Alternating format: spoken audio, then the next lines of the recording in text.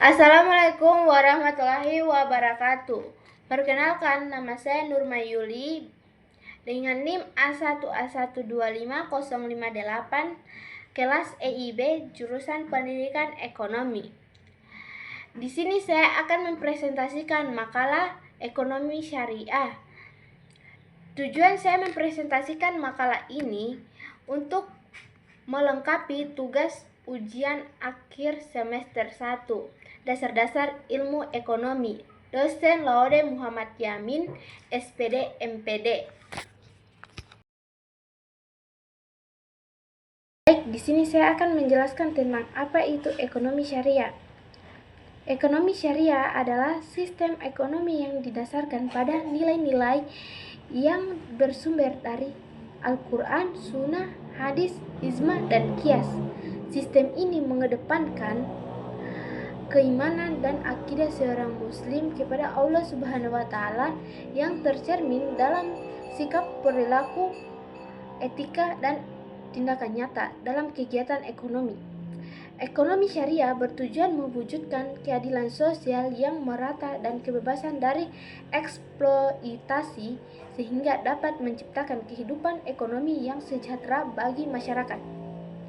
Secara histori, ekonomi syariah telah diterapkan sejak munculnya ajaran Islam sekitar 1438 tahun lalu dan terus berkembang hingga kini dengan lembaga-lembaga keuangan syariah seperti bank syariah dan instrumen keuangan syariah yang semakin berkembang di berbagai negara termasuk Indonesia. Rumusan masalah yang akan dibahas dalam makalah ini adalah 1. Bagaimana konsep-konsep dasar ekonomi syariah. 2. Apa saja prinsip-prinsip ekonomi syariah. 3. Apa yang dimaksud dengan instrumen ekonomi syariah. 4.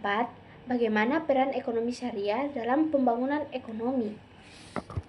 Tujuan makalah ini dibuat adalah 1. Untuk mengetahui konsep dasar ekonomi syariah. 2. Untuk mengetahui prinsip-prinsip ekonomi syariah. 3. Untuk mengetahui apa saja itu instrumen ekonomi syariah. 4. Untuk mengetahui peran ekonomi syariah dalam pembangunan ekonomi. Baik, di sini ada beberapa konsep-konsep dasar ekonomi syariah. Konsep-konsep dasar ekonomi syariah itu 1. Tauhid. 2. Kejujuran dan keadilan. 3. Larangan riba dan praktek spekulatif. 4. Pembagian risiko dan keuntungan. Baik, yang selanjutnya yaitu adalah prinsip-prinsip ekonomi syariah. Ada beberapa prinsip-prinsip ekonomi syariah yang membedakan dengan prinsip ekonomi lainnya, yaitu 1. Prinsip tauhid. 2. Prinsip keadilan. 3. Prinsip maslahat. Selanjutnya yaitu instrumen ekonomi syariah. Baik, di sini ada 6 instrumen keuangan ekonomi syariah yang ada dalam keuangan Islam. 1. Yaitu mudharabah atau kemitraan usaha. 2. Musyarakah atau kemitraan modal. 3. Murabahah atau pembiayaan berdasarkan jual beli. 4. Ijarah atau sewa dan leasing. 5. Sukuk atau obligasi syariah. 5. Syaham syariah. Dan pembahasan yang terakhir adalah peran ekonomi syariah dalam pembangunan ekonomi. Peran pembangunan ekonomi syariah dalam pembangunan ekonomi ada 4, yaitu 1. Mendukung usaha mikro, kecil, dan menengah UMKM. 2. Meningkatkan keadilan ekonomi dan pemerataan pendapat ekonomi syariah berprinsip pada keadilan dan keseimbangan. 3. Ekonomi syariah meningkatkan etika dan moral dalam berbisnis pelaku UMKM. 4. Menumbuhkan etika bisnis Islam.